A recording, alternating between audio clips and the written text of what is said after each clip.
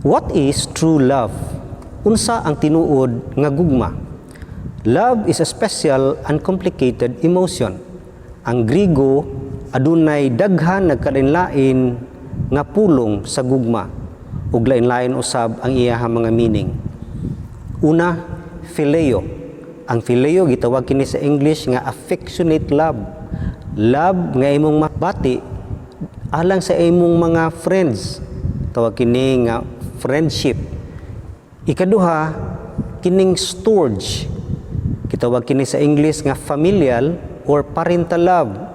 Love nimo nga imong gibati ngadto sa imuhang mama, papa, brothers and sisters. Kini based on blood relationship. Ikatulo, eros. Tawag kini sa English nga sexual or romantic love. Ang atong English word nga erotica diha na gikan sa eros. Mao nang kini nga love based on sexual attraction. Physical, mo nang kini love of the body or physical attraction. The focus is on pleasure. Ikaupat nga klase nga gugma, philausia. Gitawag kini sa English nga love of self. Kini nga love, appreciation for oneself. Mo nang kini nga love, mahimo kining makamugna og negative effect ng focus kita sa wealth, sa pleasure, labi na kini nga love mo diretso dito sa love of things. Ingon diya sa 2 Timothy 3:1-4, but mark this, there will be terrible times in the last days. People will be lovers of themselves, lovers of money, boastful, proud, abusive, disobedient to parents, ungrateful, unholy, without love, unforgiving, slanderous, without self-control, brutal, not lovers of the good, treacherous, rash, conceited, lovers of pleasures rather than lovers of God. Mao kining philausia. Unsa kyud ang tinud ng gugma? Unsay igiingon sa Biblia mahitungod sa gugma? Unsay primary meaning sa Biblia mahitungod sa gugma? What is biblical love? How does God love? Unsa mahigugma ang Ginoo kay mao kanay basis nato sa true love. Unsay the best Bible verses nga nagdefine sa true love? Ug adto kita sa 1 Corinthians 13 nga mao'y best nga verses diha sa Bible. 1 Corinthians 13:4 ingon diha, love is patient, love is kind, it does not envy, it does not boast, it is not proud, it is not rude, it is not self-seeking, it is not easily angered, it keeps no record of wrongs. Love does not delight in evil but rejoices with the truth. It always protects, always trusts, always hopes, always perseveres. Love never fails. Ang Greek word sa biblical love nga mao kini ang tinud nga gugma is agape. Ang pasabot sa English, it is a divine love, spiritual love, or kitawag ni nga Christian love. Mao na tanaw nato unsay karakteristik sa agape love nga gipadayag diya sa 1 Corinthians 13. Kung atong tanawon ganiha, unsa kini mga butanga nga naa niya? Una, ingon dito sa starting sa verse 4, love is patient. No? But pasabot nga kining klase nga gugma, pasensyoso, long suffering, no? Muantos og taas, nga andam kini muantos willingly, nga dili gyud mo balos. Na siya abilidad nga pwede siya nga pakasad-on or pahimuslan nga dili siya masuko. Mao ning love is patient. Ikaduha nga karakteristik sa agape love, love is kind. But pasabot nga kining klase nga gugma, maayo gayud, no? Active goodness. Mutabang, muserve, andam gid siya mubuhat alang sa kaayuhan sa iyahang gihigugma. Ikatulo, love is not envious. So dili siya masinahon, no? Walay pagsinasina mo nang ang tinud nga gugma, dili gyud masina. Walay jealousy, no? Sunod, love is not proud. Dili siya mapasigarbuhon. dili siya puno sa kaugalingong importansya, no? Munang ingon diha nga ang tinud nga gugma dili niya makita nga siya importante kundi ang iyahang gihigugma. Sunod, love is not rude. Dili siya ingon nga love nga way respeto, walay compassion, dili polite, no? Kung dili kini nga gugma na agyud kining compassion, na ang respect, na ang courtesy, na ang politeness. Sunod, kini nga gugma ingon diha is not selfish. Dili siya self-seeking, dili siya focus sa iyahang kaugalingon. Mo nang kini nga gugma kanunay nagatanaw sa advancement, kaayuhan og best sa iyahang gihigugma. Sunod, love is not easily irritated, no? Ingon diha sa atong text, not easily angered, dili dali masuko, no? Dili siya dali ma-irritate nga diin kung kiimong sulsulan, no, ma-irritate dayon mo, stirred up dayon into anger. Kini siya andam gyud, no? Dili siya dali masuko. Sunod, love does not hold grudges. Dili siya mo tanom, no, og kasuko. Walay records of offenses. Mao nang andam gid siya mo pasaylo. Og kini nga gugma usab, does not rejoice in evil, no? Dili siya malipay sa dautan. Mo nang kini nga gugma kanunay gid ang pulong sa Ginoo, ang kamatuoran mao gyud kanunay mo patigbabaw. Nya kini nga gugma always protects, nagaprotektar gid kanunay, no? Naga-correct. Kanunay siya nagatabon, no? Ano pasabot nga tabunan ng sala, kundi kanunay siya nagaprotektar gayud sa iyang gihigugma. And kini nga love usab, believe all things. Ang but pasabot nga siya nagatuo gayud nga ang tao aduna gay best sa iya bisag tan-awon pa siya nga dautan, no? Believe all things and hope all things. Kini nga gugma mulaom gayud nga something na agyoy maayo sa usa ka tawo. Nga sa iyahang pagtan-aw in behalf of another, siya makakita gayud nga naapagyoy panglantaw sa unahan nga nay kausaban mahitabo ug napagyoy kaayuhan niining tawhana bisag siya dautan. And lastly, love endures all things. Siya gyud dili mo give up, no? Andam siya mo hold on, andam siya mo count on it. Mo nang kini nga gugma mula hutay gayud. Tanaw na to karon ang laing bahin na nagpadayag sa tinuod nga biblical love. Giunsa paghigugma ni Ginoong Hesukristo? How did Jesus demonstrate His love?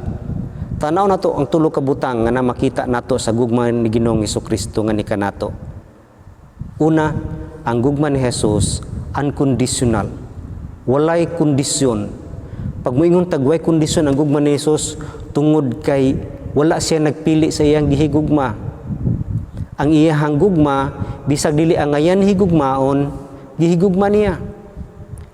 Labi na kita kaniadto nga kita mga kaaway pa, wala gitao nga mahigugma siyang kaaway. Pero ang gugma nga unconditional, wala nangayo og kondisyon nga kung kaaway ka di ka higugmaon, kundi nahigugma siya kanato. Romans 5:10 it says, "For if when we were God's enemies, we were reconciled to Him through the death of His Son, how much more, having been reconciled, shall we be saved through His life?" Mao nang walay kondisyon, bisag unsa ka pa. Ang gugma sa tao, ang gugma nga eros usahay na kondisyon, kung gwapa ka, kung gwapo ka, kung maayo ka, kung maayo ka sa kuha, higugmaon ta ka. Mao nang bisag undeserving ka, bisag di ka ngayan ni higugmaon, bisag lisod ka higugmaon, walay kondisyon ang iyang gugma. Walay kondisyon tungod kay wala siya nag-expect of return. Ang gugma sa tao, gugma sa kalibutan, nag-expect of return. O nang give and take. Kung mahigugma ka sa kuha, higugmaon ta ka. No? Kung maayo ka, maayo pod ko, expecting returns. Pero ang gugma sa Ginoo, unconditional tungod kay dili mag-expect. Dili mangitag balos. Ikaduha nga demonstration sa gugma ni Ginoong Hesukristo, unselfish. Ganiha unconditional. Karon unselfish. Unselfish tungod kay makita nimo sa iyahang kinabuhi nga ang iyang paghigugma sacrificial. Ang tao gani basta nagasakripisyo, wala nagafocus sa iyang kaugalingon, kundi alang sa iyang gihigugma. Mo nang makita nimo sa kinabuhi ni Jesus ang iyang sakripisyo, makita na to diha sa Philippians 2:6-8, no, ingon diha, who being in the very nature of God did not consider equality with God something to be grasped, but made himself nothing, taking the very nature of a servant, being made in human likeness. And being found in appearance as a man, he humbled himself and became obedient to death, even death on the cross. Dini makita nato nga si Ginoong Jesucristo sakripisyo gid ang iyang kinabuhi. Sukad pa, no? Dili lang sa cross kundi sa ihaging paganhi sa kalibutan. Gibiyaan niya ang langit. Wa siya kaugalingon, no? Nga ginatan-aw kanindot na sa langit. Sobra pa sa aircon ito, ninaog siya nataos pasungan nga pretimbahua. Nagkinabuhi nga walay mangitag mama kay di kay baw mulakaw bata, pero siya ang gamhanan kaayo, pero iyahang gisuluban gid ang iyang kaugalingon diha sa pagka-servant, no? From king to servant, gibiyaan niya ang langit, ang himaya nga gina-worship siya didto karon ginayagyagaan sa tao.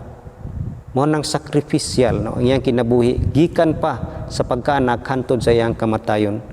Nagmatay siya, gisakripisyo na iyang kinabuhi alang sa atong mga kasalanan. Munang the greatest verse in the Bible nga nagparehag sa gugma sa Ginoo is John 3:16. For God so loved the world that he gave his one and only Son, that whoever believes in him shall not perish but have eternal life. Mo nang kini nga love sacrificial, unselfish, tungod kay wala gyud siya nagtanaw sa iyahang kaugalingon nga concern kundi ang mga pagkinahanglan sa mga katawhan.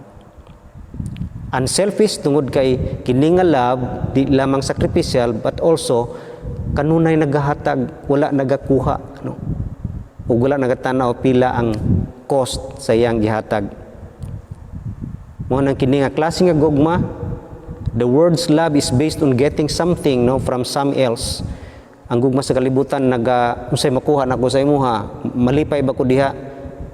Pag dili malipay, dili na makabenefit sa kuha. Pero ang gugma ni Jesus, unselfish tungod kay always giving, not getting. Sunod ang iyang gugma, unending, no. Gikan sa unconditional, sunod unselfish, karon unending.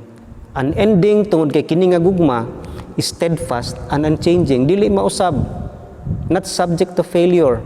Di gid ni siya mausab bisag unsay mahitabo. Tungod kay kini nga gugma dili mausab, tungod kay dili kini based sa emotion. Dili siya nag-agad unsay feeling. Ang gugma sa kalibutan mag-agad lamang sa unsay gibati.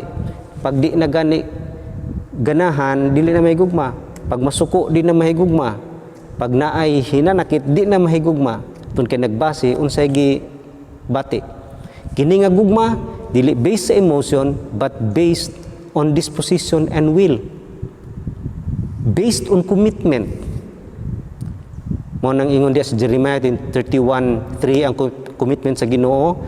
The Lord appeared to us in the past saying, I have loved you with an everlasting love. I have drawn you with loving kindness. Mo nang sa New Testament usab gigarantihan kini nga gugma. Romans 8:38. For I am convinced that neither death nor life, neither angels nor demons, neither the present nor the future, nor any powers, neither height nor depth nor anything else in all creation will be able to separate us from the love of God that is in Christ Jesus our Lord. Mo nang kini nga gugma dili gyud maundang tungod kay wala nag-agad unsay gibati. Emotion will vary. Magkausab-usab atong emotion, mo rise usahay mo fall. Mo nang kita dili gyud ka eksakto og gugma. Si Jesus siya nahigugma og di mausab ang iyang gugma bisag di niya feel. Si Jesus nagpakamatay sa krus bisag dili siya gusto mamatay. Makita nimo sa iyang hapit na siya gilansang, nagpray gid siya, no? Unta mo pas kini nga pag-antos, but ingon siya, your will be done. Di sa gusto mamatay, but he loved, no? Committed siya, mahigugma gayud. Iyaha ka ng kabubuton. Sa Biblia, di kita makakita nga we have to be guided by our feelings. Di kita kakita anak. Mo nang ang agape love, dili gyud mausab tungod kay dili kini nag-agad unsa imong gibati kun dili nag-agad kini sa imong commitment sa imong kagubuton. Mao kana ang agape love. Mo nang nitak na unsaon nato nga makaangkon ani nga gugma. Unsaon nato maangkon ang tinuod nga gugma. Diha sa Romans 5:5 ingon diha, and hope does not disappoint us because God has poured out His love into our hearts by the Holy Spirit whom He has given us. So karang gugma makaangkon kita pinagi sa balang espiritu nga iyahang i-pour out, no, sa atong mga kinabuhi. Mo nang kung kita anaa kang Kristo, kung imo nang naangkon si Kristo, imo na siyang gidawat nga imong Ginoo og personal nga manluwas, makaangkon ka niya nga gugma. You can love like Jesus Christ. Maka-love ka unconditional, unselfish, ug unending.